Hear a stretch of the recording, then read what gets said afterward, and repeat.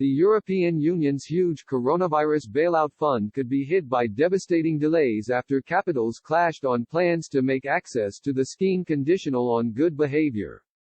Germany put forward proposals that would allow for funds to be suspended to countries which are deemed in breach of the bloc's rule of law. The mechanism would allow northern states to challenge taxpayer-funded handouts sent to Hungary and Poland if the countries are deemed to disregard EU principles on judicial independence and respect for democracy.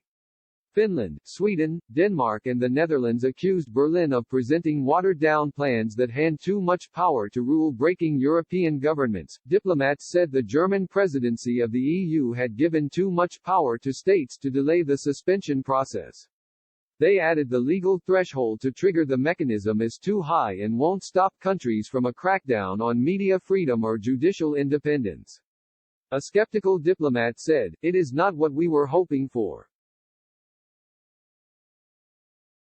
It is a watered-down version of the compromise in July," they told the FT. Earlier this summer EU leaders agreed on the £670 billion €750 billion coronavirus recovery fund for hard-hit regions and industries during an acrimonious summit in Brussels. Under the proposals, the bloc will jointly borrow the cash on international markets before handing it out in the form of non-repayable grants and low-cost loans. During the talks, which lasted almost 100 hours, leaders battled over a rule of law mechanism to enforce conditionality to prevent funds from flowing to EU rule breakers. But Hungarian Prime Minister Viktor Orbán threatened to veto the whole package, including the bloc's next 7-year budget of €1.1 trillion, unless the tool was scrapped or amended. EU leaders are set for another showdown when they attempt to thrash out their difference of Brussels summit later this week.